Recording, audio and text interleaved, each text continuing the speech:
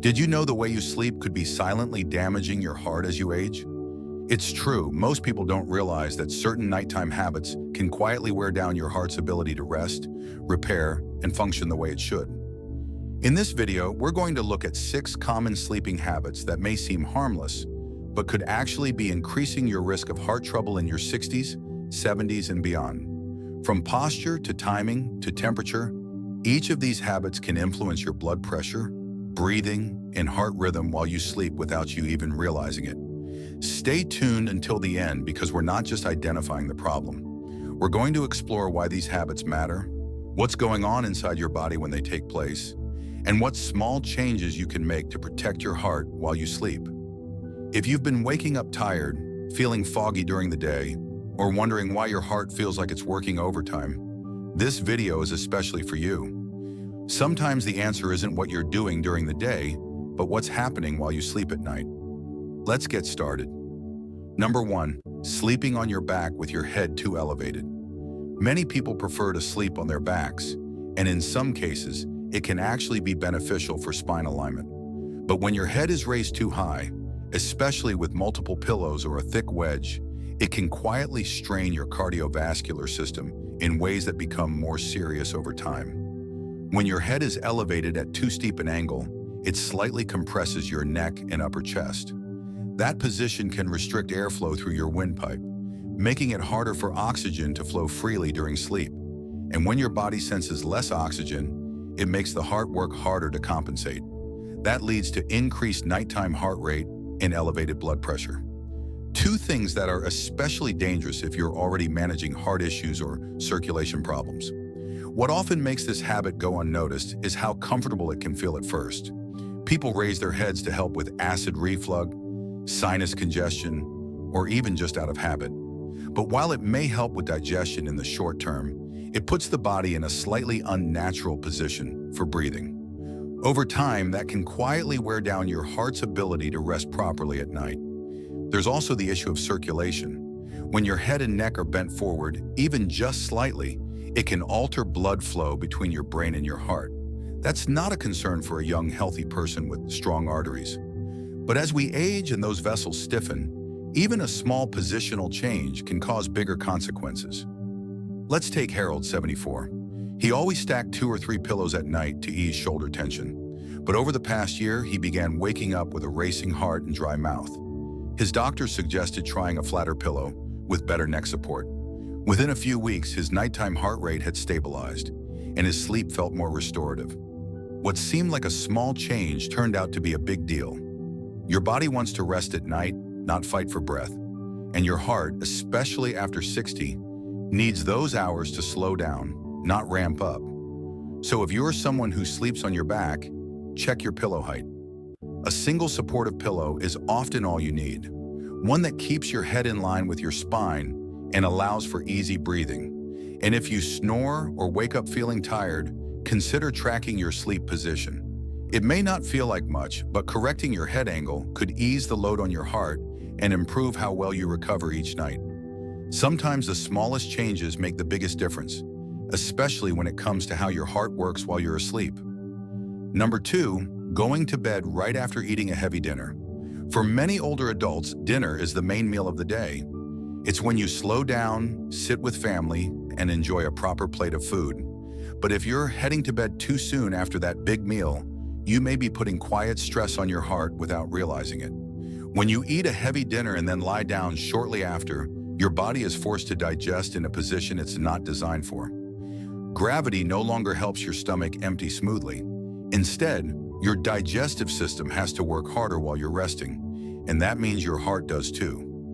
Blood is redirected to the stomach and intestines, keeping your body in a more active, alert state exactly when it should be winding down. On top of that, digestion itself naturally increases heart rate. After a large meal, your sympathetic nervous system kicks in. That's the part of your body that gears up your organs, including the heart. So when you go to sleep, right after eating, your heart stays slightly elevated for hours. You may not feel it, but your body does. There's also the issue of acid reflux. When you lie down too soon after a large or fatty meal, stomach acid can more easily creep up into the esophagus. This causes discomfort, coughing, and even disrupted breathing during sleep. And while that may just seem annoying, anything that disrupts your breathing or oxygen levels at night makes the heart work harder than it should. Let me give you an example. I knew a man named George, 78, who loved a big plate of pasta around 8 p.m. every night, then would head straight to bed. Over time, he began waking up with a pounding heart, feeling sweaty and disoriented.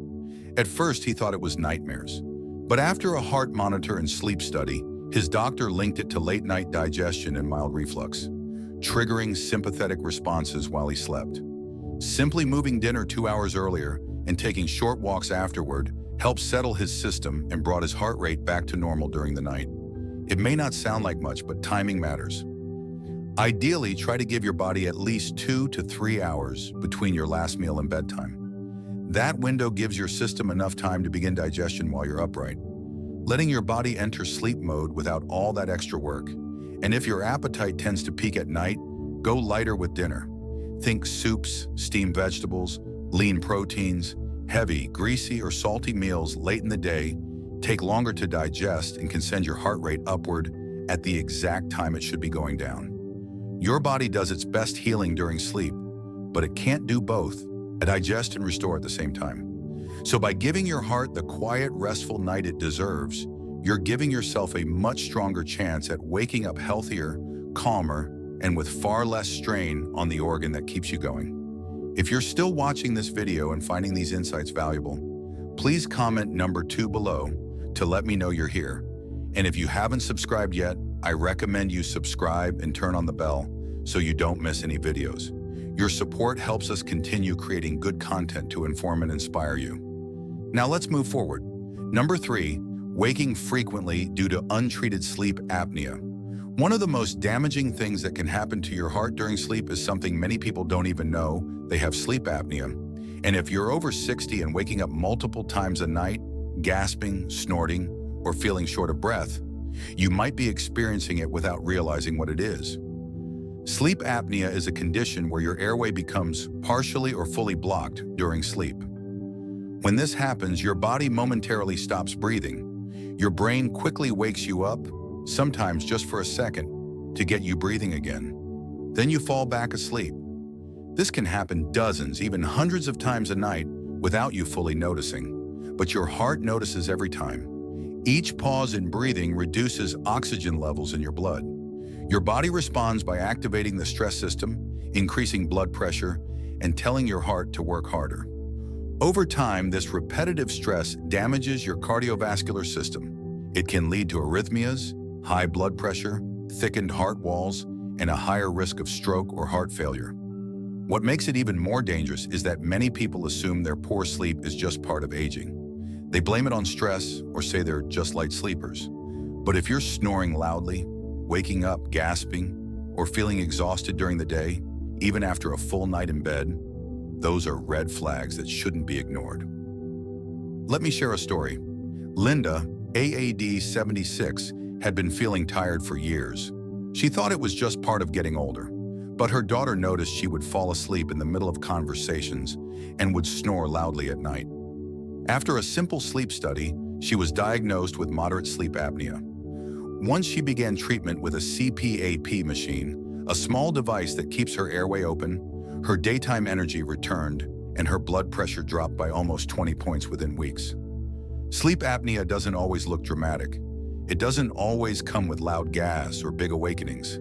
Sometimes it's just waking up more than you used to, tossing and turning, or getting up to use the bathroom several times a night. But behind the scenes, your heart is working overtime to keep you safe through every oxygen drop and restart. And it doesn't take long for this kind of stress to add up. The heart needs deep, consistent rest to repair itself from the work it does during the day. But when sleep is constantly interrupted, even if you don't fully wake up, your heart never gets the downtime it needs. The good news, sleep apnea is treatable, and in many cases it can be caught early through a simple overnight test at home. If you're waking often at night, especially with dry mouth, headaches, or rapid heartbeat, don't just accept it, bring it up with your doctor. Getting proper treatment doesn't just improve your sleep. It can protect your heart and extend your life. Sleep is when your heart should finally get to rest. But untreated apnea turns night into an endurance test. And the longer it goes unnoticed, the harder your heart has to fight. You don't have to live like that. You deserve a night that gives your body what it truly needs: peace, oxygen, and uninterrupted repair. Number 4, using alcohol to fall asleep.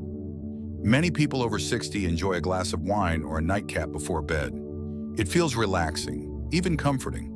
For some, it seems to help them fall asleep faster. But what most people don't realize is that alcohol, especially in the evening, can quietly disrupt your heart's ability to rest, putting long-term strain on your cardiovascular system. Here's how it works. While alcohol might make you feel drowsy at first, it actually interferes with the second half of your sleep cycle.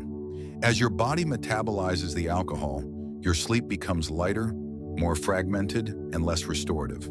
This is when your heart should be slowing down and recovering, but instead it ends up working harder. Alcohol also raises your heart rate throughout the night. It suppresses deep sleep and REM cycles, the exact stages where your heart rate naturally lowers and your body enters recovery mode. When those stages are disrupted, your blood pressure stays elevated, your nervous system remains on edge, and your heart never fully powers down. Let me give you an example. I once spoke with a man named Calvin, 72, who had started having palpitations at night. He'd have a drink or two to help him fall asleep, thinking it was harmless. But his overnight heart monitor told a different story.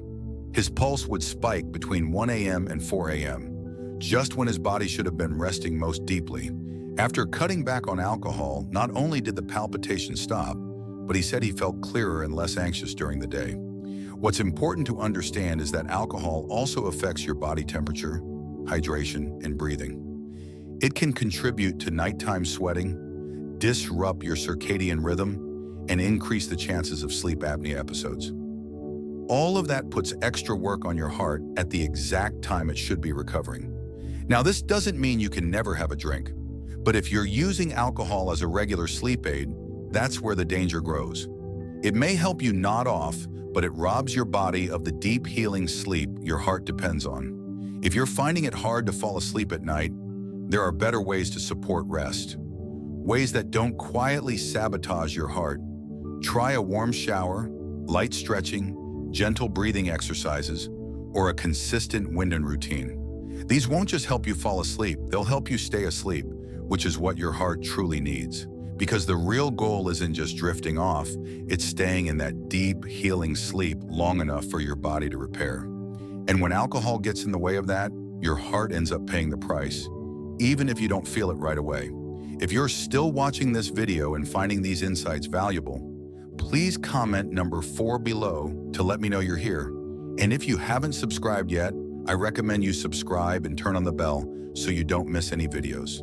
Your support helps us continue creating good content to inform and inspire you. Now let's move forward. Number 5, sleeping in a very warm room. There's something comforting about a cozy, warm bedroom, especially on cold nights. But as we age, sleeping in a room that's too warm can quietly increase the strain on our heart. What feels soothing to the body at first can actually disturb your internal systems throughout the night. And most people don't even realize it's happening. During sleep, your core body temperature naturally drops.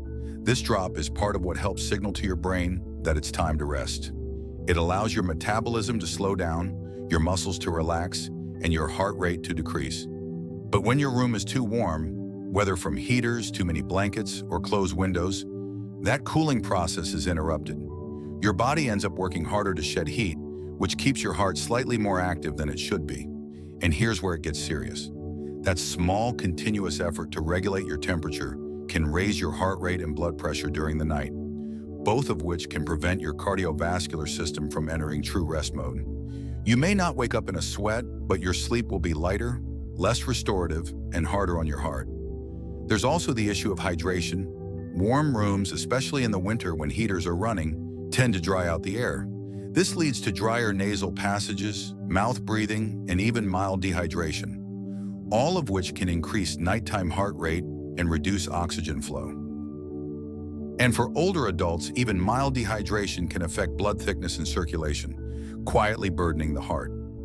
Let me tell you about Susan, age 81. She always kept her bedroom around 75 degrees, bundled in heavy pajamas and multiple blankets. She thought she was just staying comfortable, but she often woke up groggy with headaches and a slight feeling of pressure in her chest. Her doctor suggested lowering the thermostat to 65 and switching to a lighter blanket. Within a week, her sleep became deeper, and she said she felt 5 years younger in the mornings. The ideal sleeping temperature for most adults falls between 60 and 67 degrees. That cooler air helps your body transition into sleep more easily and stay in deeper sleep cycles longer. For your heart, it means less overnight work and more true recovery. So if you've been keeping your room warmer to stay cozy, just try easing the temperature down a bit. Crack a window for airflow. Use layers you can remove instead of piling on heat. Your heart, your breathing, and your brain will all benefit from that slight drop in nighttime temperature. Because when your bedroom works with your body, not against it, your heart can finally get the break it's been waiting for all day. Number 6, maintaining irregular sleep-wake times. As we grow older, the rhythms of our body become more essential to our health than ever before. One of the most important of these rhythms is the circadian rhythm, the natural internal process that regulates the sleep-wake cycle and repeats roughly every 24 hours. Disrupting this rhythm by keeping irregular sleep-wake times can quietly take a toll on your health, particularly your heart. Even if you believe you're getting a sufficient number of hours of sleep each night, the inconsistency in timing could be undermining many of the benefits you expect from sleep. You see, sleep is not just a passive state where your body shuts down for the night. It's an active, dynamic process during which your body restores itself, repairing tissues, processing memories, regulating hormones, and yes, allowing your cardiovascular system to reset. But these restorative processes are guided by your body's internal clock. When your sleep-wake times fluctuate significantly from day to day, staying up until 1 a.m. one night, crashing at 9 p.m. the next, or sleeping in late on weekends, you throw off that internal clock. The consequences of this disruption can be subtle at first. You might feel groggier in the morning or have more difficulty falling asleep at night. But over time, the internal confusion it creates can lead to chronic stress within the body. Your brain doesn't know when to release melatonin, the hormone that helps you fall asleep, or when to suppress it. Likewise, cortisol, the stress hormone that should peak in the early morning to help wake you up, may remain elevated at night, keeping your heart rate higher than it should be when you're trying to rest. When cortisol and other stress-related hormones spike at irregular times, your heart rate and blood pressure can become misaligned with your actual activities, such as sleep or waking. The heart, which depends on rhythm and predictability to function efficiently, begins to operate under strain. Instead of enjoying the slower heart rate and lower blood pressure associated with deep, restorative sleep, your cardiovascular system might remain in a state of mild alertness, like idling with your foot on the gas. And this is not just theory, it's backed by science. Studies have shown that people with inconsistent sleep patterns are more likely to suffer from high blood pressure, increased heart rate variability, insulin resistance, and even increased risk for cardiovascular disease. These issues can arise even if their total hours of sleep are technically within the recommended range. The heart loves consistency. Consider the example of Walter, an 80-year-old retiree who had recently started experiencing frequent heart palpitations. With his newfound free time, Walter allowed his sleep schedule to shift from night to night. Some evenings he'd stay up late watching baseball or reading. Other nights he'd be in bed by 9:30 p.m. His wake-up times varied even more, sometimes rising with the sun, and other times sleeping in until late morning. Though Walter was sleeping an average of 7 to 8 hours per night, he never felt truly rested. His heart seemed to race at odd times, and he found himself becoming fatigued in the afternoons. His doctor suggested one simple change: stick to a consistent bedtime and wake time, ideally within the same 1-hour window every day, including weekends. Walter was skeptical at first, but he gave it a try. Within 2 weeks, the changes were noticeable. Walter's palpitations decreased. He woke up feeling more refreshed, and a wearable heart monitor showed smoother, healthier nighttime heart rate patterns. The secret wasn't in medications or complex interventions. It was in consistency. Why timing matters more than you think. Many people underestimate how critical the timing of sleep is. They think, as long as I get 7 to 8 hours, I'm fine. But it's not just the quantity, it's the regularity that your body craves. Your internal clock doesn't simply track how long you sleep. It also needs to know when that sleep happens to regulate important biological functions, like hormone release, metabolism, and heart activity. Think of your body like a well-tuned orchestra. Every system, from your digestion to your immune function, follows a schedule. Sleep is the conductor of that orchestra, setting the pace and flow for the rest of your systems to follow. When the conductor arrives late or changes the tempo unpredictably, the rest of the orchestra falls out of sync. This internal dissonance leads to stress, physiological, hormonal, and emotional. How to reclaim your rhythm. So what can you do to maintain a healthy, consistent sleep-wake cycle? 1. Set a fixed bedtime and wake time. Choose a window that suits your lifestyle and stick to it, even on weekends. Your body thrives when it knows what to expect. 2. Establish a gentle evening routine. Wind down with calming activities like reading, light stretching, or listening to soft music. Avoid screens at least an hour before bed to prevent blue light from suppressing melatonin. 3. Get morning light exposure. Natural light in the early part of the day helps reset your circadian rhythm and promotes wakefulness. 5. Limit caffeine and alcohol in the evening. Both substances can interfere with your ability to fall and stay asleep. 5. Avoid long daytime naps. If you need to nap, keep it to 20 to 30 minutes, and avoid late afternoon naps that can throw off your bedtime. Even small adjustments can create meaningful improvements. Just shifting your bedtime by 30 minutes earlier, or keeping it steady, can have a ripple effect on your heart and energy levels. Final thoughts. This isn't about achieving sleep perfection. Life happens, travel, illness, family obligations, but the key is awareness. Notice how your sleep affects your mood, your energy, and your heart. Pay attention to when you feel your best and use that as a guide to set your schedule. Sleep is not a passive luxury. It's one of the most powerful tools you have for rebuilding your heart, your brain, and your health. And the more consistent you are with your sleep schedule, the stronger that tool becomes. Remember, your heart doesn't get to rest just because you do. It depends on your patterns to know when to rest and recover. Give it the steady rhythm it needs, and it will serve you better, longer, and with greater resilience. So tonight, take one small step. Set a consistent bedtime and stick to it for a week. Notice the changes. Your heart will thank you, not with words, but with steady, peaceful beats.